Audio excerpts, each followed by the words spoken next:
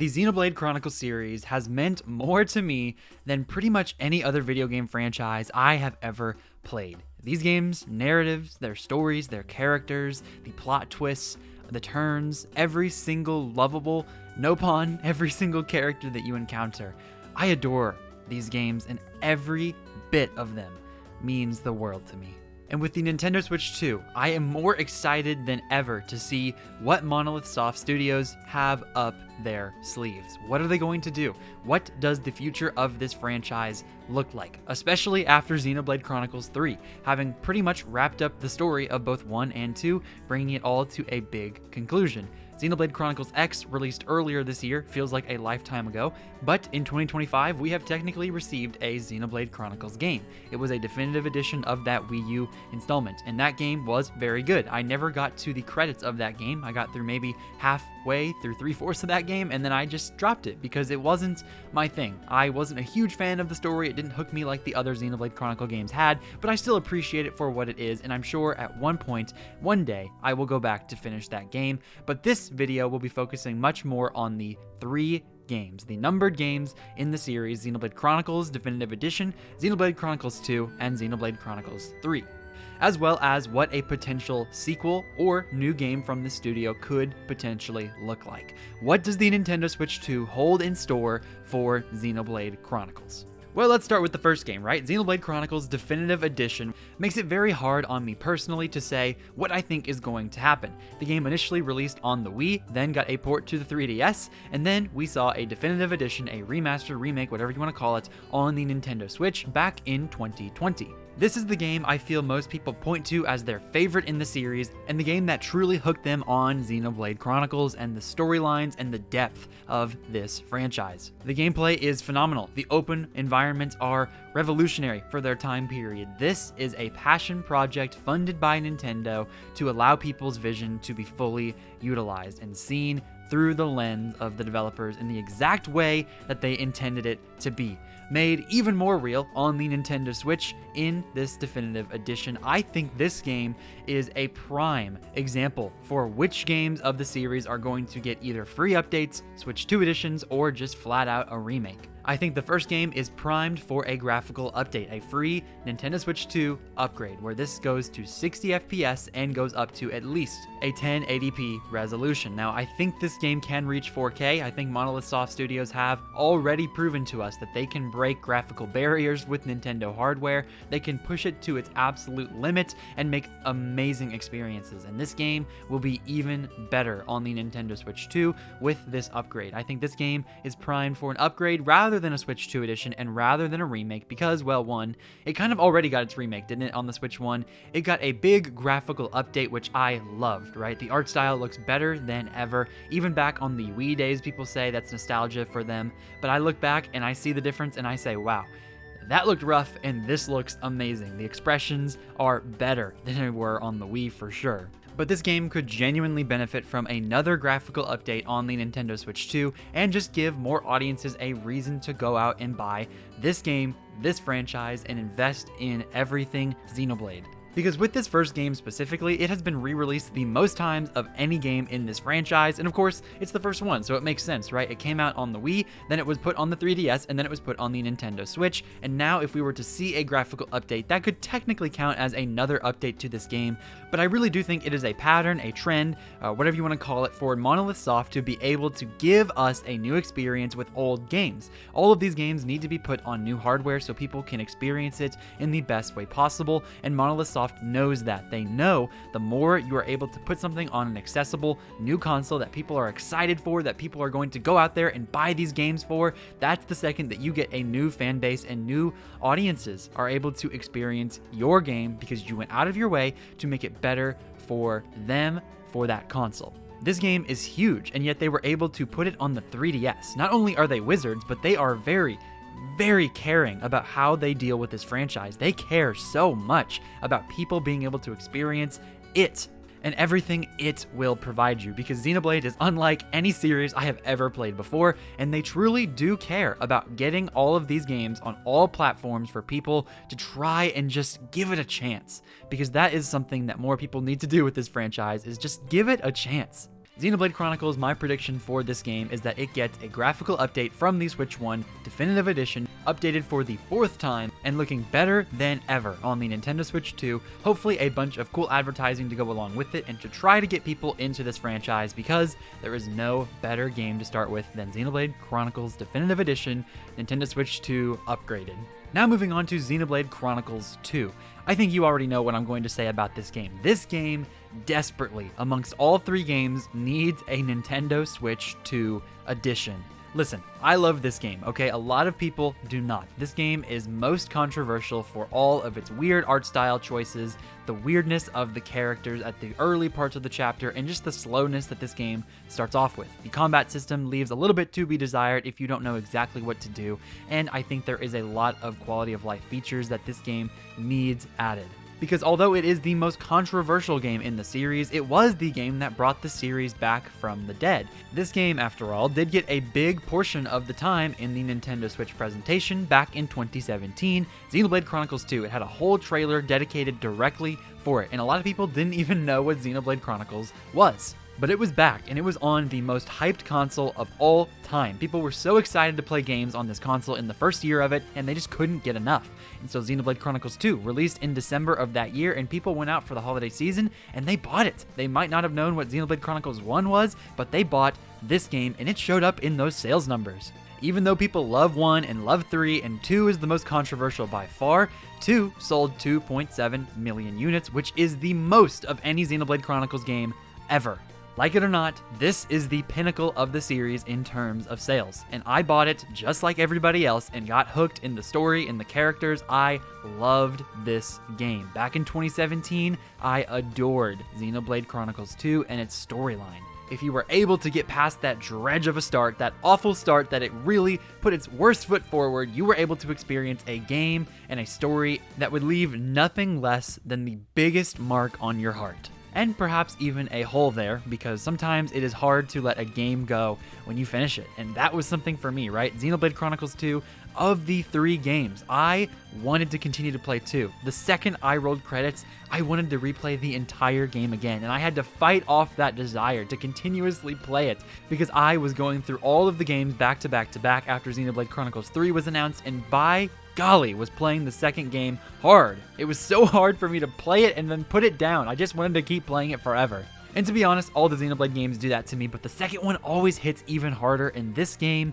is prime for a Switch 2 edition. Why do I say that? Well, everyone knows the graphics are rough. They're just rough. I'm not even going to sugarcoat it. They're very rough. Monolith Soft are absolute madmen for putting any of these games on this console, because the Switch, I'm shocked it can run games like this. And of course, as they got into the later part of the generation, after they were able to use this engine a little bit more, they were able to know what the hardware was capable of and what it wasn't capable of, and Xenoblade Chronicles 3 is the best looking game in the series. But Xenoblade Chronicles 2 really was not able to benefit off of the experience and the time that the company had and the studio had with this console. Xenoblade Chronicles 2 did not come out at a good time. It came out within the first year of the console's life, and of course, that led to high sales numbers, but the actual development process was a little bit rough because of it. The game is ugly in some areas at best. The frame rate and resolution dips are noticeable and very, very jarring, and forget playing in handheld mode. Just forget it. If you ever want to play this game in handheld mode, you will have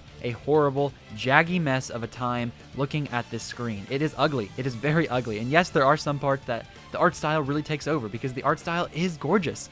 And yet, the actual graphics, the gameplay itself, it suffers in a lot of ways. This game desperately needs more than just a simple update. You can't just take it and boost it up to 60 FPS and boost it up to 4K. You're going to need to change some of these textures. You're going to need to add in some more mechanics and better tutorials, because oh my gosh, the tutorials in Xenoblade Chronicles 2 are abysmal. You have to Google so many different things if you want to truly experience this game the way it's supposed to be experienced. They definitely need to give this game an update more than just an update. They need to give it an upgrade. It needs to be a Switch 2 edition, and there is nothing less that will satisfy the Xenoblade Chronicle fandom, because we have to have something better than what they had before. It just needs to be better.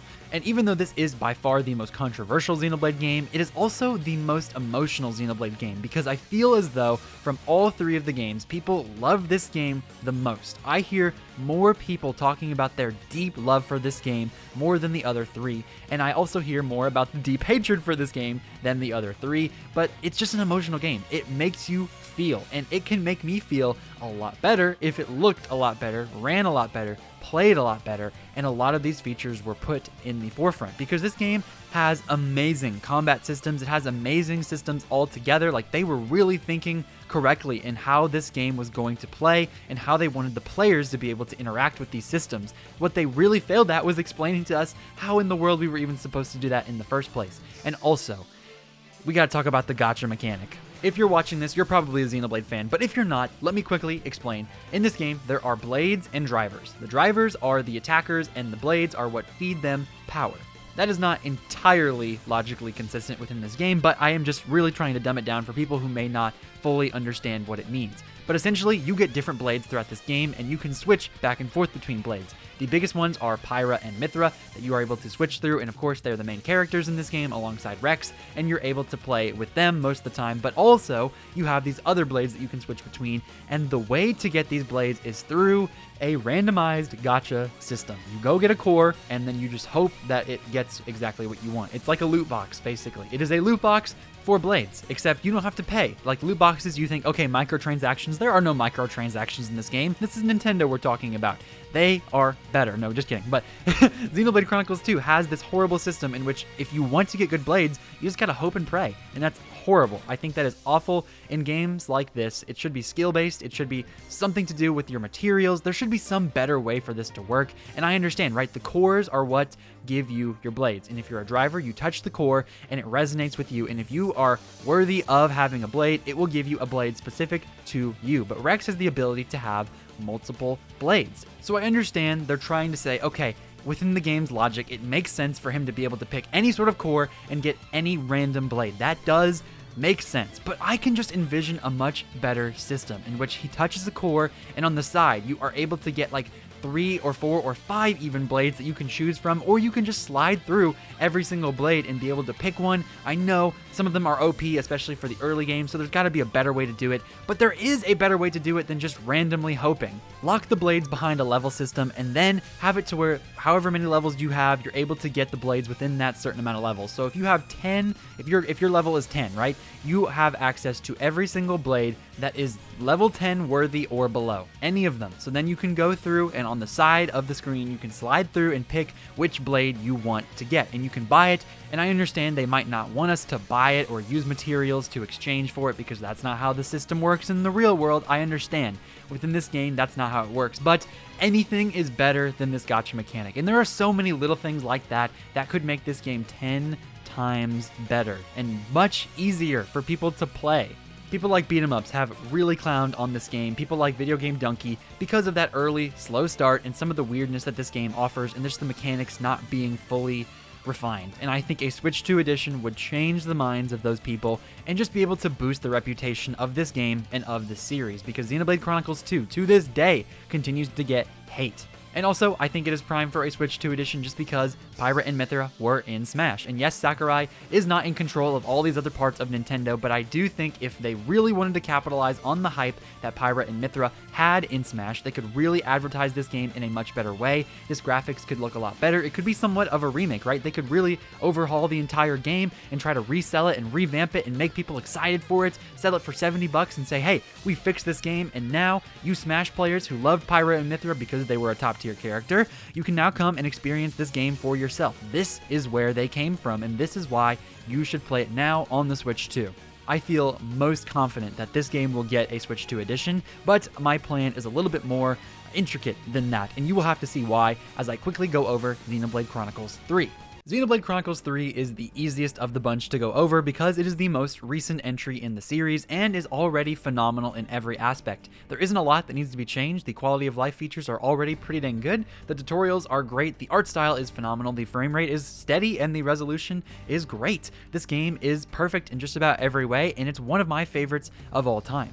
But just like pretty much every other first-party game on the Nintendo Switch, it could easily benefit from a Switch 2 free upgrade up to 60 FPS, up to 4K. If Breath of the Wild and Tears of the Kingdom can reach 60 FPS 4K in docked mode, there is no reason any of these 3 games should not be able to reach that graphical fidelity. So it's pretty simple. That is my predictions for Xenoblade Chronicles 1, 2, and 3. And here's the catch, right? I think they are all going to happen at the same time. I think Monolith Soft is going to make a big Xenoblade Chronicles push and say, okay, the first game, the second game, and the third game are all getting updates, with the second game getting a very special Switch 2 edition. But there's more. I think Xenoblade Chronicles X is also getting a free graphical update. That game was data mined and found to have a 60 FPS mode earlier this year, and I think that was Monolith Soft experimenting with the new console of the Switch 2 and seeing what it was capable of. And of course, Monolith Soft has their little claws, their grimy hands on everything in Nintendo. Animal Crossing, Breath of the Wild, all these franchises have Monolith Soft developers working on them, so it would make sense for them to want to try out the new hardware for their own series. And it would just be a shame for them to have developed some sort of 60 FPS mode for Xenoblade Chronicles X and not be able to fully implement it one day, right? There should be a Xenoblade Chronicles X patch, and I think it will get it, and that is probably when I will go back and finish the game. Now, before we move on to the future of this franchise, I need to talk a little bit about the DLC. In Xenoblade Chronicles Definitive Edition, every single piece of content from every edition is in that game. So all they need to do is just upgrade the actual graphics of that game and then move on. Xenoblade Chronicles 2, with the Switch 2 edition, we have a pretty unfortunate precedent being set here. Breath of the Wild has DLC, and that game had a Switch 2 edition, but the DLC did not come included. The Switch 2 edition did upgrade the DLC in terms of graphics, but you would have to go out of your way to re-buy the DLC pack to get access to those features, which is just absurd to me. For a 2017 game, you're not going to include all the DLC. It's not the full edition of the game. It's just ridiculous, it's greedy, and I don't appreciate it. But that is the only game that has a Switch 2 edition from a game that had DLC and did not include the DLC. So we really don't know if that is what they're going to do with every Switch 2 edition, or if this could be resetting the precedent. With Xenoblade Chronicles 2 and the Torna edition, that game is its own thing, right? They included it as its DLC package, sure, but they also gave it a physical release. One of the only Nintendo games to ever have DLC have its own physical release. But there is just something about Monolith Soft, man. They continue to provide. They continue to give us the experience they know is best for us. And I think they are going to reverse that precedent. And I think Xenoblade Chronicles 2 and its definitive Switch 2 edition is going to be included with the Torna DLC. Now, it will be a full $70 to $80, probably $80, because the initial game release was $60, and if they add any sort of extra content, normally they add $20 to that price tag. And every single Xenoblade remake that they've had has added some content, so if they do add content, it's guaranteed to be $80, but I really do think that they're just going to do the DLC and the actual graphical updates, the quality of life updates, and just give us a $70 release. And this package will include all of it. There was also an expansion pass to add a bunch of story and a bunch of different modes, and you can see Shulk and Fiora in this game. Xenoblade 2 Switch 2 edition will have everything you could hope for.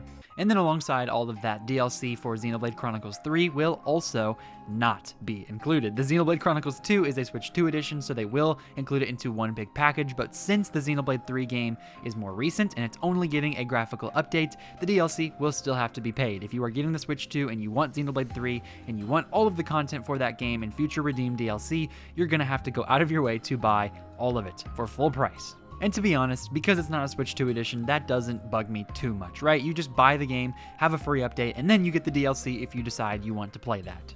And to be honest, it's very similar to Torna, where they could have given it its own physical release, and they didn't, but it was big enough and it was grand enough to warrant its own game pretty much. So that is what I think the future of the games we've already had looks like, but what does the actual future for the franchise look like? Will there be a Xenoblade 4? What will Monolith Soft Studios do? Well, to be honest, I have an opinion that I think is not widely held by the Xenoblade Chronicles community. I think they are going to move on from the name Xenoblade Chronicles. I think this series is done. Monolith Studios has always done exactly what they want to do, which is just create passion projects. And on Xenoblade, they put every single game on the Switch, and none of them did as well as they could have hoped for. And if they didn't do well on the Switch, I can't imagine a universe, a timeline, any other console, or any other success in which Xenoblade does better than 2.7 million units. They can't even reach 3 million with this name and with this brand, and it makes sense for them to try and move forward. Because with Xenoblade Chronicles 2, that game sold extremely well. And then 3 did not meet those expectations. I'm sure they made that game hoping that maybe it would be able to take off in a similar way to 2 and just continue to build on that success, and it just didn't. A Xenoblade Chronicles 4 would not only not make sense, but it wouldn't be able to build on top of anything. The name, the brand, it's just not recognizable enough. It's not big enough. There aren't enough people to appeal to this franchise, and I fear that if a 4th installment came out, people would not be willing to jump in on it. Now, of course, all of these games can stand alone on their own.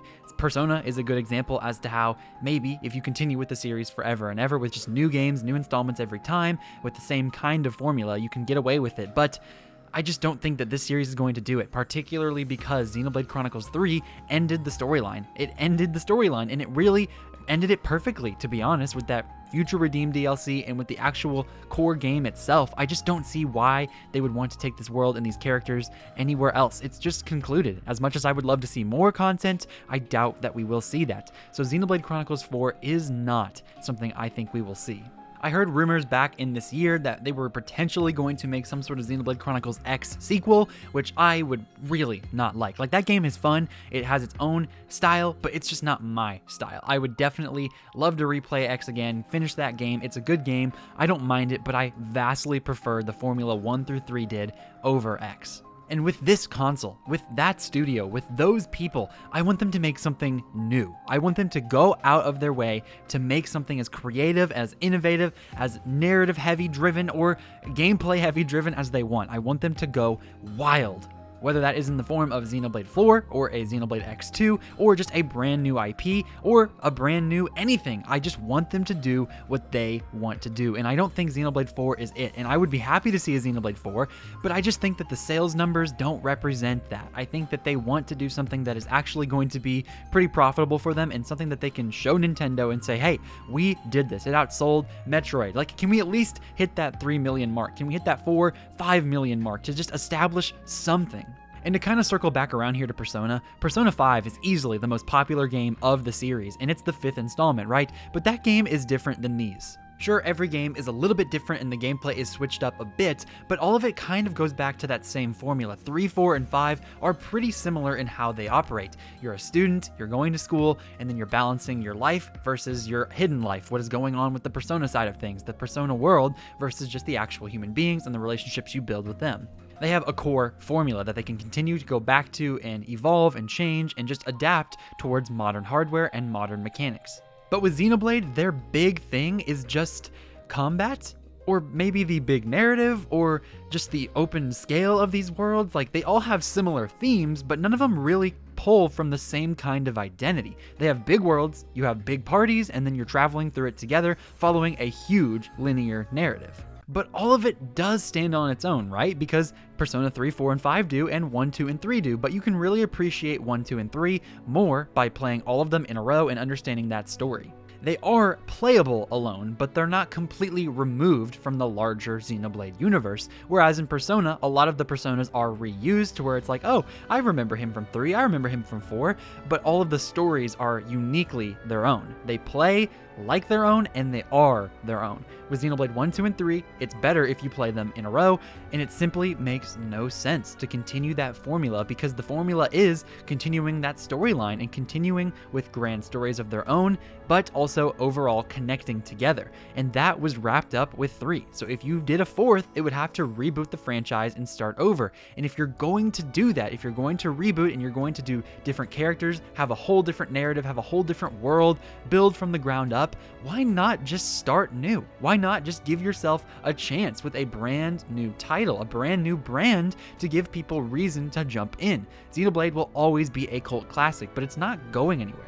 Just don't see a 4th game all of a sudden reviving the series and making everyone go out to buy the game and just be excited about this franchise. I just don't see it. I think a new IP with the same kind of formula in a totally different world with totally different characters would do far better for this studio and for Nintendo at large. we would essentially be getting the same type of gameplay, the same awesomeness from this studio, except with a different brand. And I think that is for the better. Think of Metaphor. This is what I'm looking for here from Monolith Studios. I really do think if you look at Metaphor versus the Persona series, it's created by the same people, but it's a different game altogether. It's the same type of formula, but different characters, different world, different everything. And it did amazing. And people didn't have to worry about, oh, the other Persona games or the numbers of the series. They just knew it was going to be a great JRPG.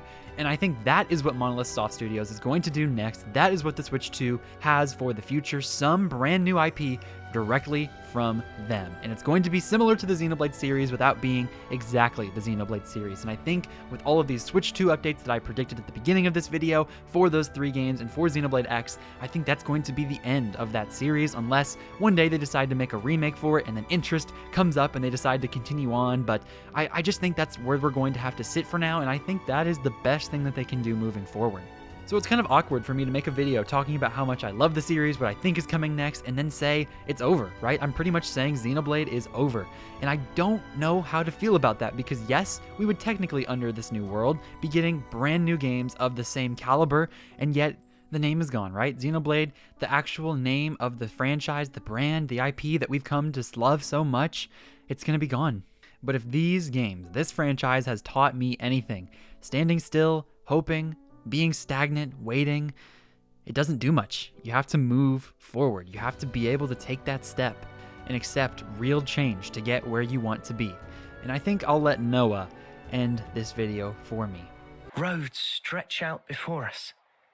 So many paths. Which do you choose? That's up to you. Sometimes you might run astray. You'll stop, maybe cry in frustration. But you know, that's all right. For the roads, they go on without end. So look up, face forward, toward your chosen horizon, and just walk on.